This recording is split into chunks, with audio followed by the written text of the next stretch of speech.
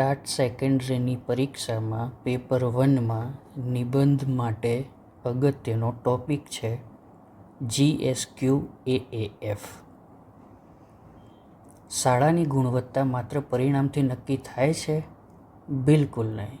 શાળાની સમગ્ર ગુણવત્તાનું મૂલ્યાંકન કેવી રીતે થાય છે તે આપણે આ નિબંધમાં જાણીશું. GSQAAF ગુજરાત શાળાઓમાં ગુણવત્તા મૂલ્યાંકન અને આશ્વાસન માળખું.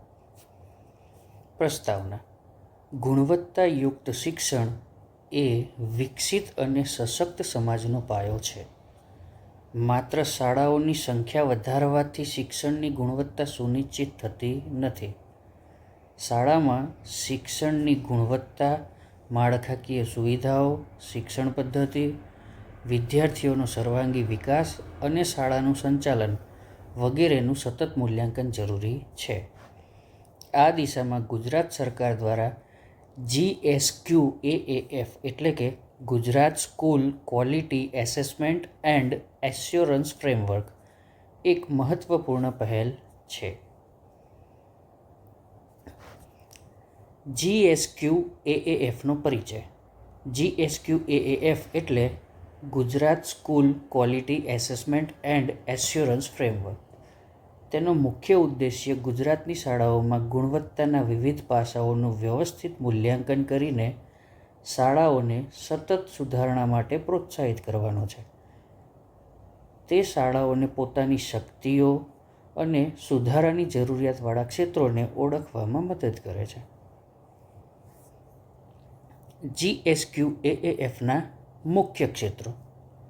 GSQAAFમાં શાળાની ગુણવત્તાના વિવિધ પાસાઓને ધ્યાનમાં લેવામાં આવે છે.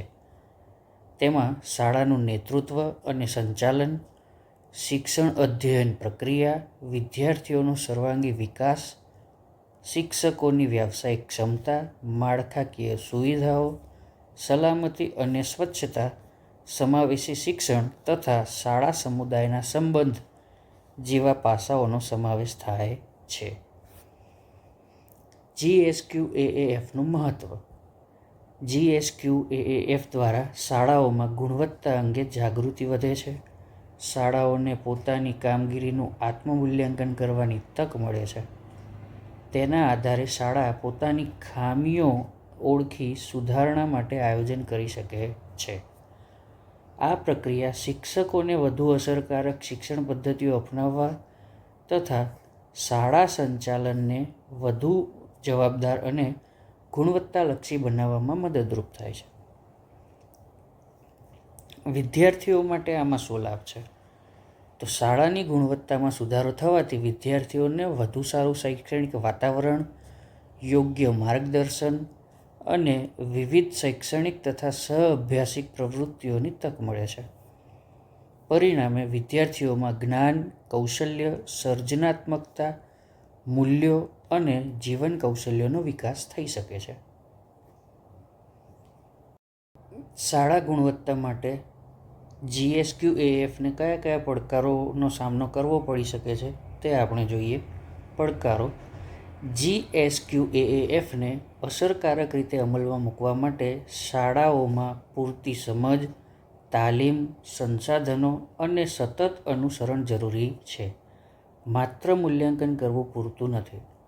મૂલ્યાંકનમાંથી મળેલા તારણોના આધારે વાસ્તવિક સુધારણા કરવા વધુ મહત્વપૂર્ણ છે. ઉપસંહાર જોઈએ. GSQAAF શાળાની ગુણવત્તાને માપવાની સાથે તેને સતત સુધારવાની દિશામાં આગળ વધારતું મહત્વપૂર્ણ માળખું છે.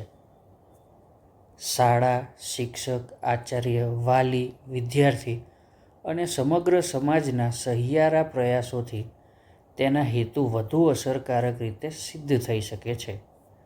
ગુણવત્તાયુક્ત શાળા જ ગુણવત્તાયુક્ત શિક્ષણ અને ગુણવત્તાયુક્ત માનવ સંસાધનનું નિર્માણ કરી શકે છે.